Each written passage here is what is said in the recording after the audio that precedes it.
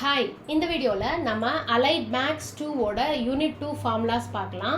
Particular இன்டெக்ரலோட formula ஏற்கனவே வந்து part 1 and 2ல் நம்ம வந்து டைப் 1 அண்ட் டைப் 2 பார்த்துருக்கோம். டைப் 1னா ரைட் ஹேண்ட் சைடில் இ பவர் சம்திங் வந்தால் அது டைப் 1, ரைட் ஹேண்ட் சைடில் சைன் ஆர் காஸ் வந்ததுன்னா அது டைப் 2.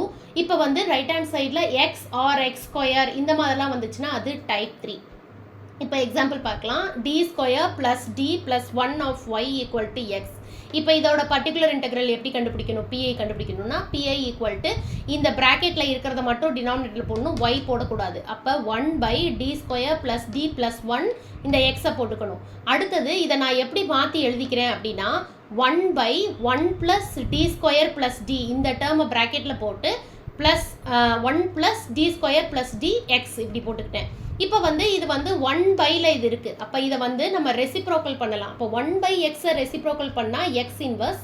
அது மாதிரி இந்த 1/, இந்த டினாமினேட்டர் டேர்மை ரெசிப்ரோக்கல் பண்ணும்போது இந்த டினாமினேட்டர் டேர்ம் வந்து இன்வர்ஸில் வரும். 1 plus D square plus D half inverse அப்படி வந்துடும். அப்போ இந்த எக்ஸ் அப்படியே போட்டுக்கணும். இப்போ இது என்ன ஃபார்மட்டில் இருக்குது, ஃபார்முலாவில் இருக்குது அப்படின்னா 1 ப்ளஸ் டி ஹோல் இன்வர்ஸ் ஃபார்முலாவில் இருக்குது. இந்த ப்ராக்கெட்டில் இருக்கிற டேர்ம் டி மாதிரி. அப்போ 1 ப்ளஸ் டி ஹோல் இன்வர்ஸ்னால் அப்போ அதுக்கு formula 1 minus D plus D square minus D cube plus D power 4 இந்த மாதிரி போயிட்டே இருக்கும்.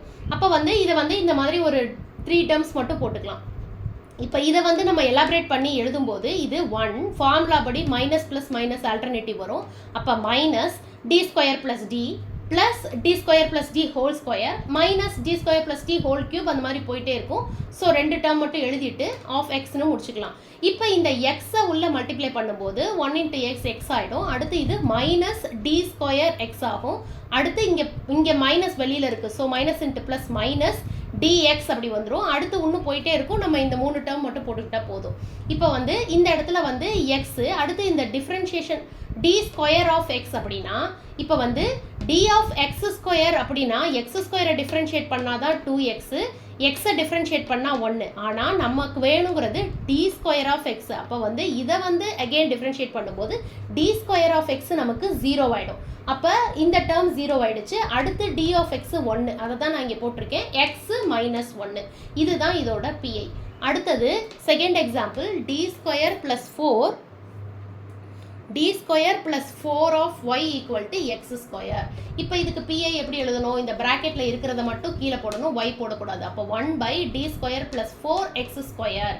இப்போ வந்து இதுக்கு வந்து நான் வந்து அகெயின் இந்த 4 ஃபஸ்ட்டு ஒரு தடவை வெளியிலையும் போட்டுக்கணும். அப்போ 1/4 ஆஃப் இந்த டேர்ம் அப்படியே திருப்பி நான் வந்து இதை வந்து கொஞ்சம் மாற்றி எழுதுறேன். எப்படின்னா 1 ப்ளஸ் டி ஸ்கொயர் பை 4னு எழுதுறேன். ஏன்னா எனக்கு ஃபார்முலா படி 1 ப்ளஸ் டி ஆஃப் இன்வர்ஸ் வரணும். இப்போ அதுக்கேற்ற மாதிரி நான் இதை கொஞ்சம் மாற்றி எழுதுறேன். அப்போ 1 plus D square by 4 of இங்கே இந்த வந்து வெளியில் எக்ஸ் ஸ்கொயர் போட்டுக்கணும். இப்போ இந்த 1/4 தனியாக வெளியில் போட்டலாம். போட்டுட்டு இந்த டேர்மை மட்டும் நம்ம இன்வெர்ஸ் பண்ணுறோம். இது 1/4 போட்டுட்டோம். அப்போ இந்த 4ஐ இன்வெர்ஸ் பண்ண அவசியம் இல்லை. இந்த டேர்மை மட்டும் நம்ம இன்வெர்ஸ் பண்ணுறோம். 1/d ஸ்கொயர் பை 4ஐ இன்வெர்ஸ் பண்ணுறோம். ஏன்னா 1/xனா எக்ஸ் இன்வெர்ஸ் மாதிரி 1/ இந்த டேர்முக்கு போது இந்த டேர்முக்கு மட்டும் இன்வெர்ஸ் வரும். 1 plus D square by 4 inverse x square. இப்போ வந்து இது என்ன ஃபார்மேட்டில் இருக்குது? 1 ப்ளஸ் டி ஹோல் இன்வெர்ஸ் ஃபார்முலாவில் தான் வரும். அப்போ வந்து நம்ம அதை எலபரேட் பண்ணலாம். எப்படி பண்ணலாம்னா 1 minus D plus D square.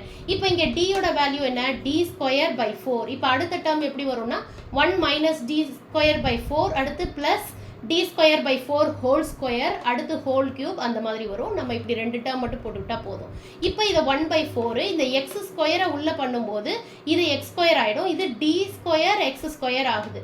அப்போ வந்து டி ஆஃப் எக்ஸ் ஸ்கொயர்னா 2x. இப்போ இந்த இடத்துல நீங்கள் ஸ்கொயர் பண்ணணும். ஏன்னா எக்ஸ் ஸ்கொயரை அகெயின் டிஃப்ரென்ஷியேட் பண்ணணும். அப்போ டி ஸ்கொயர் எக்ஸ் ஸ்கொயர்னா 2, எக்ஸை பண்ணால் 1, அப்போ 2 ஆகிடும். அதை தான் நான் இங்கே போட்டிருக்கேன் 2/4. இதை வந்து கிராஸ் மல்டிப்ளை பண்ணும்போது 2 சைடும் நம்ம கிராஸ் பண்ணும்போது இது 1 ஆகிடும். 2 டேபிளால் பண்ணும்போது இது 1 இது 2, அப்போ 1/2.